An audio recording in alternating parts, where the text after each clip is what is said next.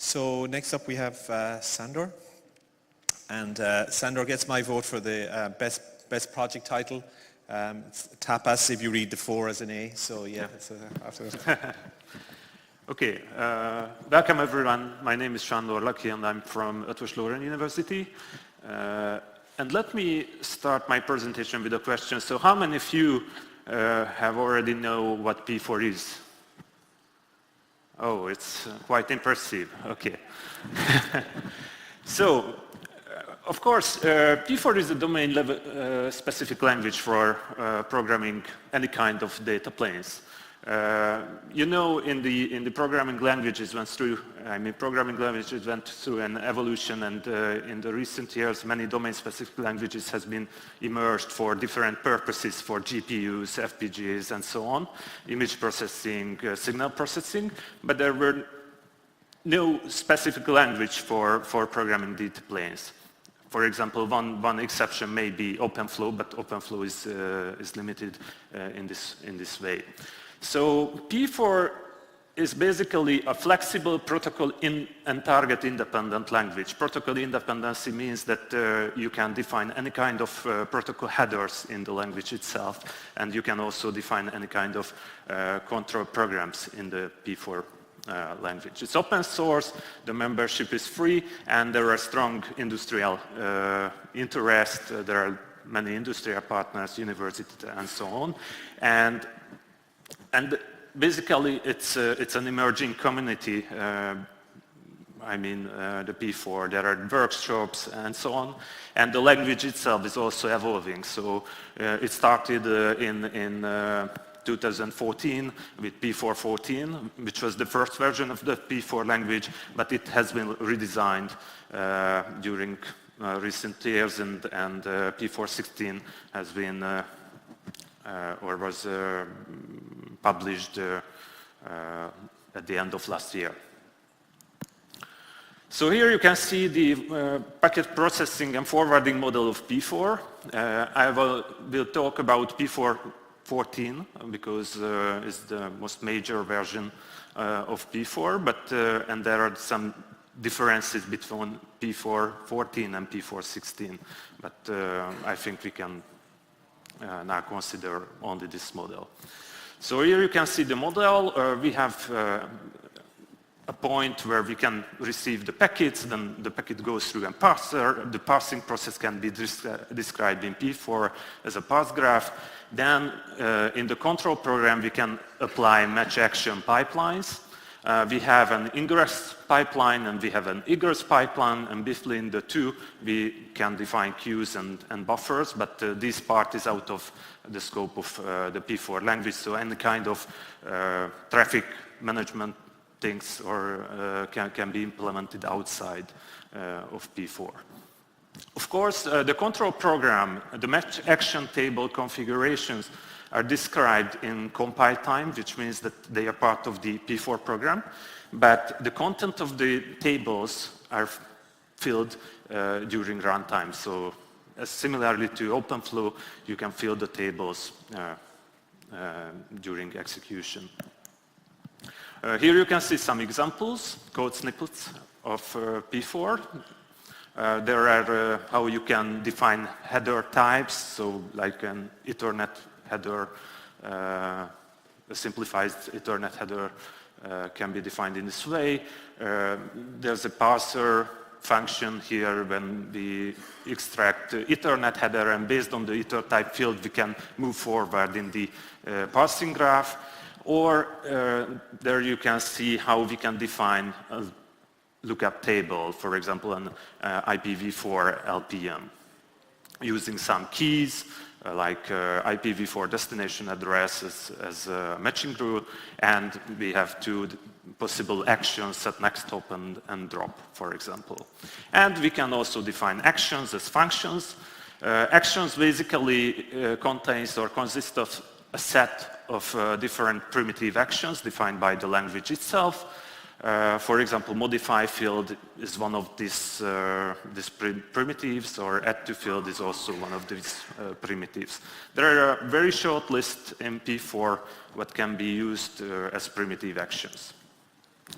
And the main program in P4 is basically a control flow, a control pipeline where you can define how the different tables are applied one after another, and you can also write some forks in the program. As you can see here, that if it is a valid IPv4 packet, then we can go and apply, I don't know, port mapping table.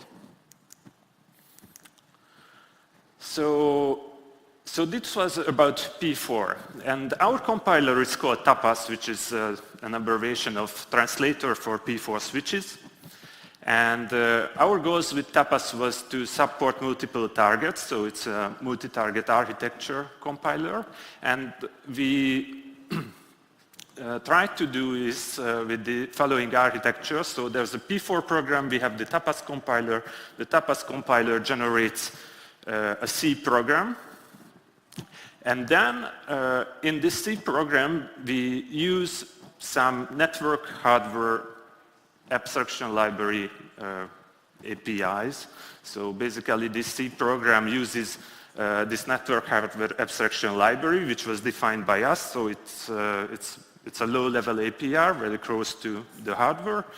And this abstraction library can be implemented for different backends. And for example, we are using it for, or we have it for DPDK. It was the first implementation of it.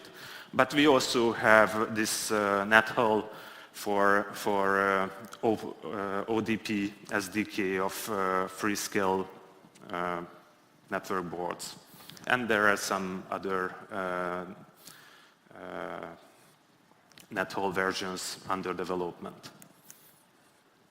So the compiler architecture in our case looks like, and the compiling process looks like in the following way. So we have a P4 program, then from the P4 program we generate an intermediate representation. Intermediate representation can be imagined as a program graph, which can be used by the compiler to find the control flows, to find the actions, find the tables, and so on. Then our core compiler generates a core code, but this core code can be imagined as a C program, basically. This C program is hardware independent, which means that, of course, we have this NetHelp API, which expresses the functionality of a network hardware. And we use these NetHelp calls, but they are not implemented in this core program. This core program only uses this NetHelp API. And we also have this network hardware abstraction layer, which is a static thin library. Most of the functions are implemented as C macros. So we try to keep as low as possible. And we assume that this part is written by a hardware expert. For example, for DPDK, we need people who is very well in DPDK and can implement it. And for ODP, it's also this is the case. And then we can put these two parts together, and using a C compiler and linker, we can generate the switch program. Of course, this architecture has advantages and disadvantages. So, for example, we don't target to create the best performing switch in the world. So, but we want to use or provide a compiler which uses the benefits of P4, the flexibility and so on, to describe a data plane program, and we want to generate a switch program which has good performance. So we don't want to sacrifice the performance, of course. On the advantages side, this design provides us a much simpler compiler. Its maintainability is much better than if we put everything together. It's retargetable because if we want to move to another target, we only have to implement the NetHelp API, and so on. On the con side, we expect lower performance since it's very difficult to provide and do hardware-dependent optimizations. Since we have a hardware-independent core program, we generated, we don't know too much about the hardware at this point. And most of the optimization is put on the C compiler and linker. So, of course, we have to somehow interconnect the core and the NetHelp. And to this end, we did the following abstraction. So at the ingress port, we receive a packet. Then for this packet, at the beginning, we can associate some standard metadata, which carries the ingress port, for example. Then we need some packet representation. So in the core program, we have an abstract packet type without any meaning, so it only expresses that this is a packet which was received. And all the implementation, all the representation, packet representation is expressed by the NetHelp. So for example, the packet representation for DPDK is an RTM roof. Then we apply some lightweight parsing. So in many cases, it's not important to do deep parsing. So we only extract some information from the protocol headers and protocol fields like type, pointer, to the beginning of a header, to some fields, and also we store some length information. And in many cases, this is enough. If some fields are frequently used, then we have to do other optimizations. So for example, in this way, or in this case, we also store the values in a different part of the memory, and we can use it to access this information much faster. So the packet representation and the lightweight parse representation together is used as a packet descriptor in our compiler, and then this packet description is provided to the control pipeline. At the ingress control pipeline, we apply tables. Of course, tables are also implemented by the NetHelp. For every table, we got the lightweight representation, and from the lightweight representation, we can calculate the lookup, the keys for the lookup tables, and then we can apply the tables using the NetHelp APIs. For example, in case of DPDK, we are using the constructions of DPDK for LPM tables, hash tables, and so on. And table configuration, counter configuration, and lookup table instantiation, how you can fill it, and so on. So the operation on the tables all belongs to the network hardware abstraction layer, because in different hardwares you can implement it in a different way. And then you can apply actions. Actions can be mapped to C functions in our case, that are using the primitive actions defined by the NetHelp. These primitives are different than the P4 primitives, because in some cases the P4 primitives are more complex functions, so we can describe it by different hardware primitives and so on. So here you can see an example that, for example, this is a forward action which only says the egress port parameter and egress port metadata field.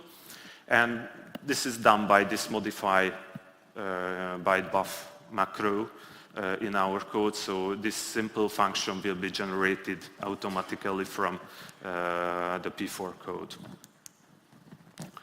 The network hardware abstraction, as I have already mentioned, it's a very low-level C API. Most of the features and most of the functions are defined by C macros. Here you can see some examples. So we have some, for example, functions to add and remove headers. We have macros to modify some fields and extract some fields. We also have operations for table modifications, counter, and so on. Currently, the NetHelp for DPDK is the most mature version of the NetHelp. So we also have some experimental NetHelp for the ODP, but DPDK performs the best at the moment. And we try to provide NetHelp for the latest DPDK version. So it currently works with 17.05. we reuse lots of things from DPDK. We also try to support NUMA, for example, and so on. At the moment, the generated switch follows a run-to-completion model, which works well at the moment, but in long term, we try to adopt other pipeline models in the switch program. So, okay, and let's see some numbers about how it performs under some test traffic. And here you can see our first slide and our preliminary results on the performance. We implemented several use cases. This is a layer 2 forwarding use case using 2 exact match tables, the source MAC table and the destination MAC table, and we are also implementing some MAC learning features. The testbed was an Intel Xeon architecture. We used these Mellanox cards, and we applied unidirection test traffic over this test computer using some pseudo-random test traffic where the IP addresses were randomized, the MAC addresses were randomized, and so on. And here only a few hundred flows were applied to the switch program. And for comparison, we also implemented this network function in OVS using its OpenFlow API, and we compared the results to each other, so to our Tapas program. The implementations were identical, so basically we followed the same structure in both OpenFlow and P4. So here you can see that our compiler performs much better in most of the cases, and here the performance is expressed as MPPS. Similar was the case for layer 3 forwarding, where we also used LPM tables and exact match tables. The traffic was also the same. And here you can see 2 versions of the Tapas compiler. The first bar expresses when we offloaded the checksum calculation to the hardware, and in the second case, the checksum was calculated by software. And you can see that in that case, the performance was much lower because we had to also calculate it. Of course, we can enhance this feature in the future because in software there are also other ways. For example, incremental checksum calculation can help us to do it much faster. And in the last example, we implemented a simple load balancer where the first bit of the source IP address was used to split the traffic into 2 different directions and 2 different ports. And in contrast to the previous scenarios, here we use almost or exactly 10,000 active flows.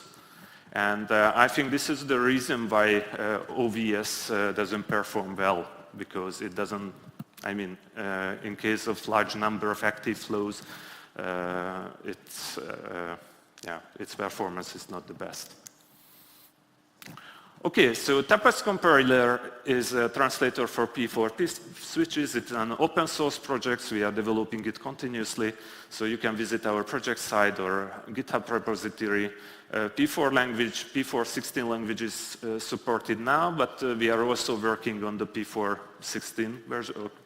Let's say P4.14 is supported now, but we are working on the P4.16 version. And the different NetHelps are also available, so you can download it for Intel DPDK, Freescale, and OpenWVRT will be also published soon.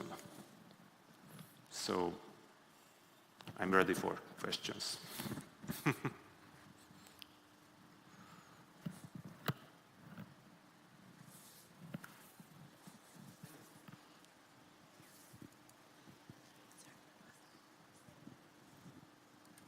Hi. So, what would you say? How mature is your P4 compiler? Can you do anything with it?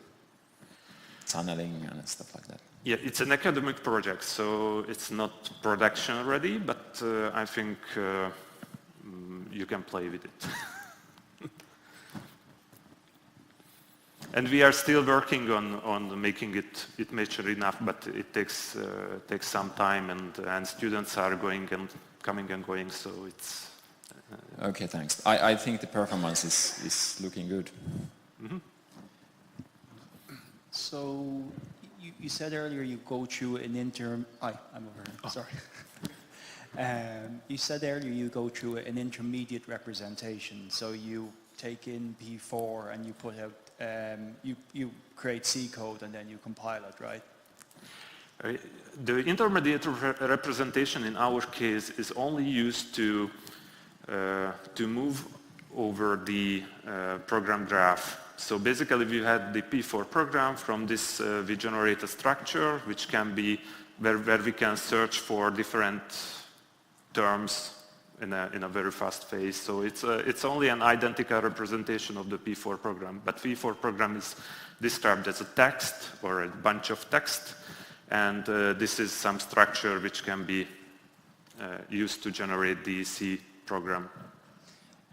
Does that process make it harder to debug in any way because you're going through multiple layers of indirection? You've got go from this P4 to this representation to the actual native and to the binary executable.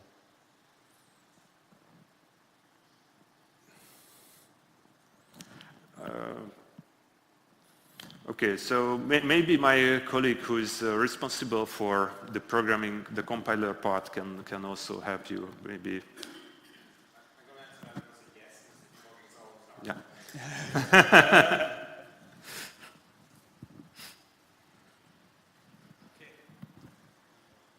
Okay.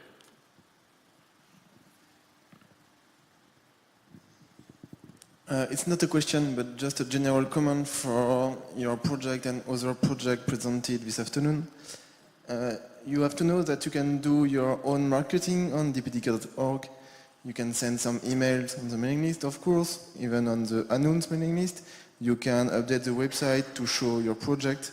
You can update the website to show some major milestones in the events page, this kind of thing.